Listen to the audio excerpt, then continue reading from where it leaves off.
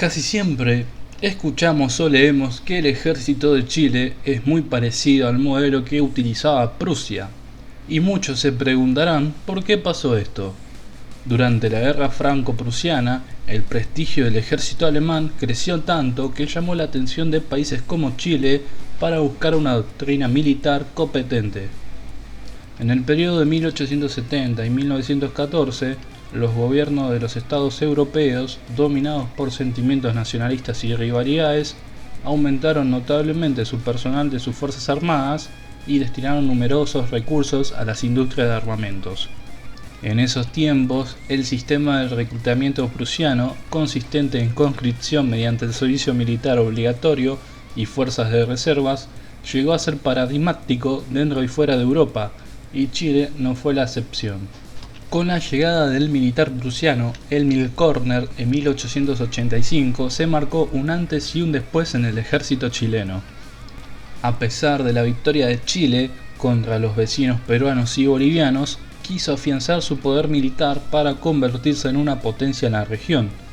Pese a poder tener una población pequeña al lado de los vecinos, Chile eligió a Alemania por una razón muy simple: era la única opción. El Reino Unido era conocido como una potencia naval, Francia había perdido la guerra con Alemania y Rusia no lo hizo bien ni en la guerra de Crimea ni en la guerra ruso-turca. En consecuencia, Alemania era la única opción viable para el país.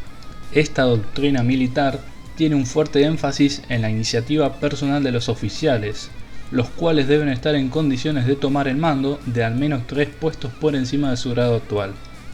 Bajo esta filosofía, los comandantes de unidades deben incluso desobedecer o modificar las órdenes de sus superiores si consideran que éstas ponen en riesgo el éxito de la misión que se les encomiende. Sin embargo, también aparecieron personas que no estaban a favor de esto.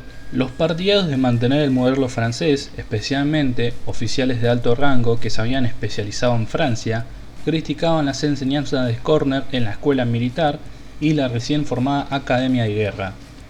Esta pugna sería definida como la Guerra Civil de 1891, cuando la oficialidad de mentalidad francesa asumió el liderazgo del ejército de línea que respaldó al presidente Balmaceda, mientras que la línea prusiana, liderada por Emilio Körner y Estanislao del Canto, se sumó al bando parlamentario asumiendo la formación del ejército congresista. El triunfo de este último en las batallas de Concón y Placilla definió el nuevo rumbo del ejército nacional chileno. Desde la independencia, Chile ha buscado articular un ejército competente que al principio su objetivo era asegurar la emancipación de España, pero con los años lo cambió.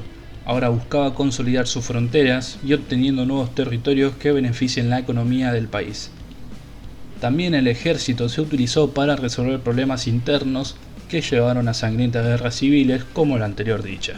Para principios del siglo XX, Chile fue el primer país de la región en introducir el servicio militar obligatorio y amplió su número de ejército, al tiempo que las prusianizó. De tal forma que el experto húngaro Ferenc Fischer, quien ha investigado profundamente este tema, llegó a decir que los soldados chilenos eran sorprendentemente parecidos a los prusianos. La prusianización fue un verdadero cambio profundo en el ejército. Implicó la profesionalización, la cual llevó a cabo una reorganización de la institución por más de 2 décadas y se logró una modernización del ejército que tuvo como sello la profesionalización del alto mando militar, la introducción del servicio militar obligatorio y dio paso a un nuevo ejército, convirtiéndose en uno de los más profesionales de la región. La consolidación de las reformas permitió una renovación de los altos mandos militares que tradicionalmente habían salido de los altos sectores sociales. Esto dio paso a oficiales provenientes de los sectores medios. Serían precisamente estos oficiales los que llevarían al ejército a tomar un rol activo en las crisis políticas de los años 20, bajo el liderazgo del coronel Carlos Ibáñez del Campo, quien había asumido la presidencia de la República entre 1927 y 1931. El desarrollo de la Segunda Guerra Mundial señalaría el comienzo de un nuevo proceso de modernización en el ejército, esta vez marcado por la influencia de los Estados Unidos, que fue manifestando en forma progresiva y sostenida en la década de los 40 y en la década de los 70. Este abarcó los estudios de especialización de oficiales chilenos en academias militares de los Estados Unidos, la transferencia de material de guerra y equipo militar, como la presencia de instructores militares estadounidenses en el país. Todo lo cual llevó al ejército a una reorganización de su estructura para adaptarse a las nuevas exigencias que planteaba la guerra moderna. Al finalizar el proceso de emancipación, las élites locales buscaron perfeccionar el ejército y es por esto que miraron hacia Europa, importando el modelo francés al principio, el cual había tenido buenos resultados, como por ejemplo las dos guerras ganadas en las que participó Chile, la Guerra Confederación Perú-Boliviana y la Guerra del Pacífico. Pero los dirigentes del país se dieron cuenta que el ejército se encontraba en pésimas condiciones, al extremo que se llegó a decir que Chile había ganado solamente porque los demás países tenían peores condiciones que el país.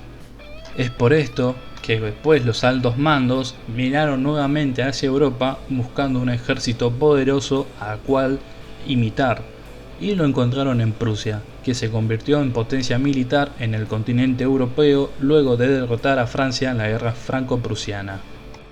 Y bueno, para ir finalizando este video, vamos a decir brevemente lo que estuvimos hablando durante estos minutos.